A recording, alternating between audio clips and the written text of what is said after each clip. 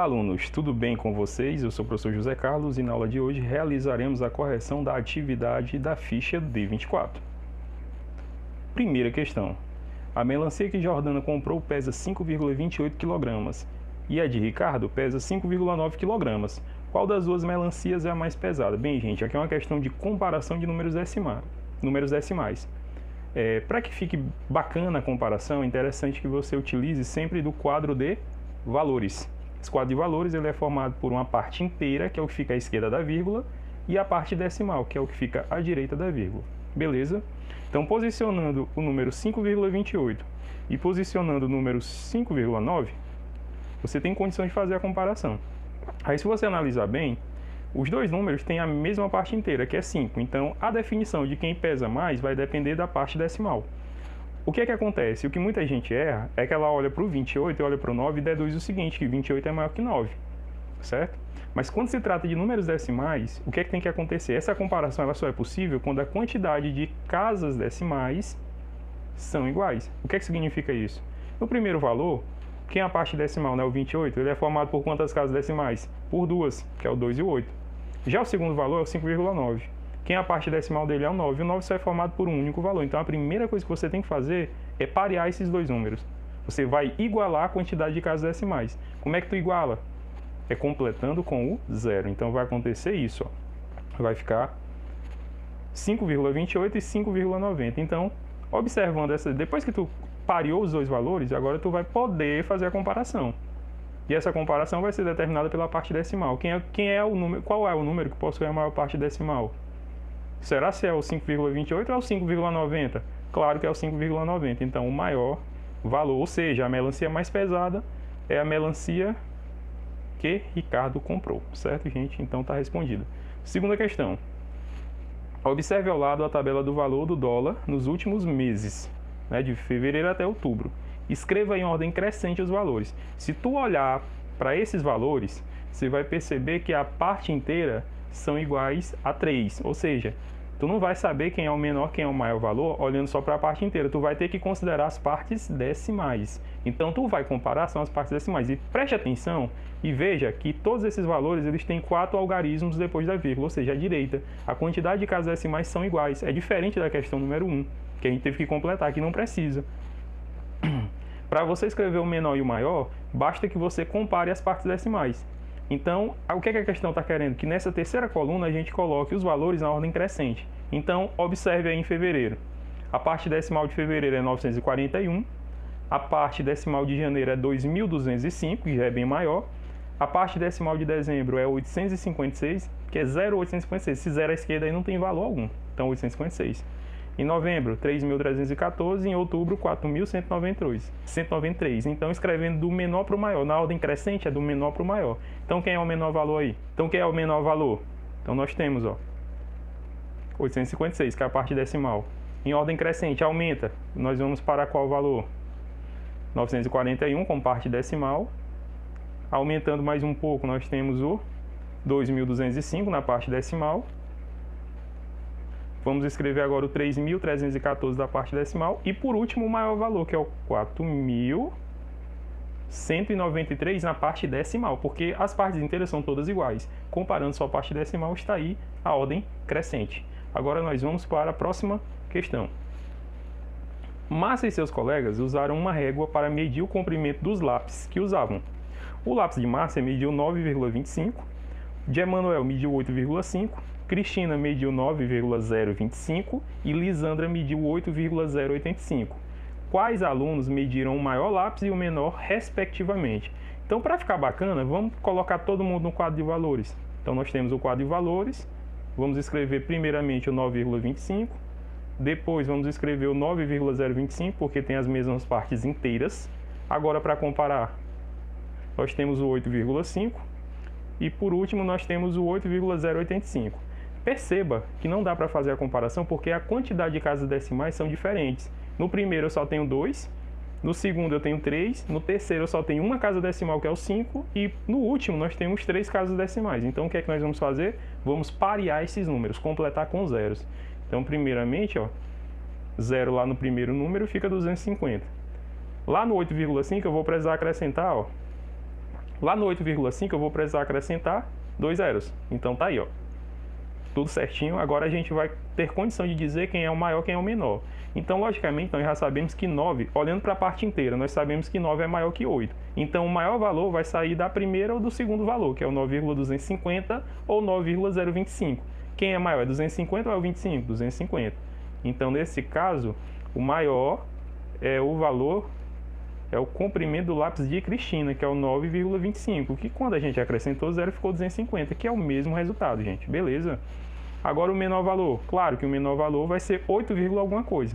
Mas vai ser o 8,500 ou vai ser o 8,085? Quem é o menor? É 500 ou é 85? 85. Então o menor valor corresponde ao lápis de Lisandra, que é o 8,085. Então, gente, pareou os valores. Aí você vai comparar apenas as partes decimais. Beleza, gente? Então aí não tem como errar, certo? Quarta questão. Transforme as frações decimais em números racionais na forma decimal. Então ele quer que tu transforme de fração para decimal. Mas é muito simples quando tu tem uma fração decimal, cujo denominador é uma potência de base 10. Exemplos de frações decimais.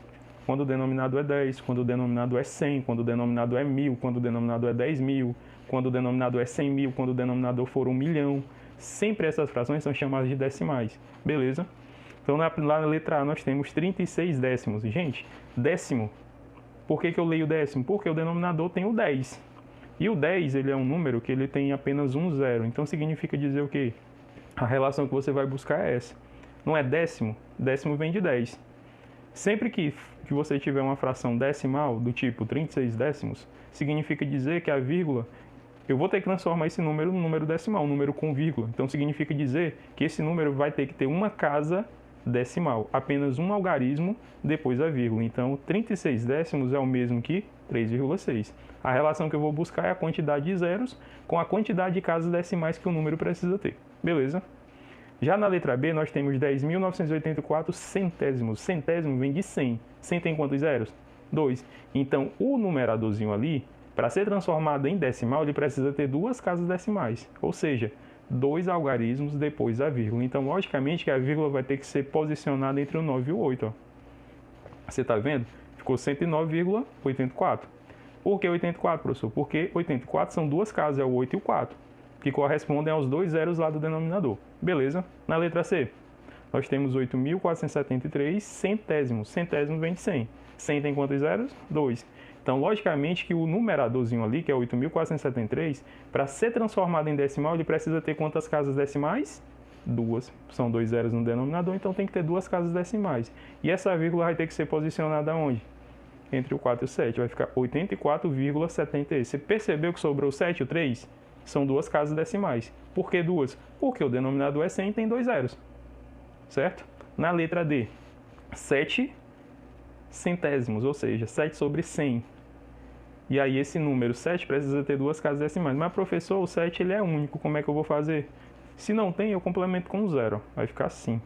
0,07. O 7 ele tem que ser o segundo elemento para que seja centésimo, certo? Mas você também pode fazer, ler esse número e aí você já consegue deduzir diretamente. Para quem estudou leitura, não é para ter dúvida nesse tipo de problema, porque lá a gente já tinha chamado a atenção para isso, beleza? Na letra E, 9.839 milésimos. Milésimo, gente, vem de quantos zeros? 3. Então significa dizer que esse númerozinho, 9.839, precisa ter 3 casas decimais, 3 algarismos depois da vírgula. Então, logicamente, que a vírgula só pode ser posicionada entre o 9 e o 8. Então vai ficar 9,839. A relação sempre é a quantidade de casas decimais, ela é igual à quantidade de zeros do denominador, certo? Então agora vamos para a próxima questão, questão de número 5. Circule em cada linha da tabela abaixo os números iguais. Gente, para que você consiga, em cada linha, circular os números iguais, é uma comparação que você está fazendo, certo? Quando você compara, você quer saber se tem um número maior que 8 ou se eles são os iguais. Eu quero saber quem é o maior, menor ou se são iguais. Então, nesse caso, na primeira linha. Para que você faça a comparação, é interessante que eles tenham a mesma quantidade de casas decimais. Você vai perceber que o 3,3 ele só tem uma casa decimal, ou seja, após a vírgula que é o 3. Então eu vou completar colocando 0. Agora ficou 3,30. Agora eu tenho condição de saber quem são os iguais aí. Quais são os valores iguais na primeira linha? é o valor da primeira coluna e da terceira, né? Então nós temos os valores iguais. Na segunda linha, observa que eu tenho 6,240, 6,24, 6,2400, 6,024. Eles têm quantidade de casas decimais diferentes, então eu completo, né? Vamos completar aí, ó. Acrescentei lá um zero na primeira coluna e 2 zeros na segunda. Aí eu já sei dizer quem são os valores iguais, ó. Eu não tenho apenas 2, eu tenho 3 valores iguais, ó. Os 3 são iguais. Na terceira linha, gente, nós temos o 5,010, 5,001, tem a mesma quantidade de casas decimais. 5,1 só tem uma casa decimal. E 5,01 só tem 2 casas. Então eu tenho que completar com zeros para poder fazer a comparação. Então quando eu completo ali, o 5,1 não vou nem completar não, mas se você quiser colocar aí no seu caderninho para comparar, viu? Não tem problema não. Então quando eu fiz a comparação, eu percebi que eu tenho 2 números iguais, que é o da primeira coluna e o da quarta coluna. Então esses valores são os iguais. Beleza? E por último agora, a última linha, quarta linha, 8,2, 8,20, 8,02, 8,002. Fazendo aí a comparação, né, o pareamento, eu vou perceber que eu tenho 2 números iguais, que é o da primeira coluna e o da segunda coluna, que são esses valores aí, ó. Beleza? Então está respondida a questão 5. Então a questão 6. Encontre a fração equivalente com o denominador 100 nas frações a seguir e depois escreva na forma decimal. Gente, eu não vou escrever essa questão na forma decimal, eu vou só mostrar como é que a gente faz a equivalência, porque a forma decimal ela é igual à questão da última parte, que nós fizemos a quarta questão, beleza? Então eu vou mostrar como é que você faz essa equivalência, que eu estou percebendo que alguns alunos não estão assistindo às aulas, estão tendo dúvidas nas questões que a gente já resolveu várias questões dessa, lá na parte de porcentagem, beleza? Então, primeiramente, eu quero transformar a fração da letra A, que é 1/4, numa fração equivalente de denominador 100. Ou seja, o que é que tem que acontecer? Quem é o denominador aí da letra A? Não é o 4? O que é que ele está te pedindo aí? Que tu transforme numa fração cujo denominador seja 100. Ou seja, do 4 para 100 vai ter que aumentar. Vai aumentar quantas vezes? 25 vezes, né? 4 vezes 25 ou 25 vezes 4 dá 100. Se eu estou aumentando o 4 multiplicando por 25, é claro que eu vou ter que multiplicar o número 1 por 25 também. E aí o que é que nós vamos ter?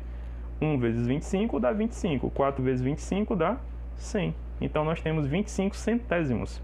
Se fosse para representar 25 centésimos na forma decimal, ficaria 0,25. Beleza? Mas isso vocês vão fazer sozinhos, certo? Na letra B.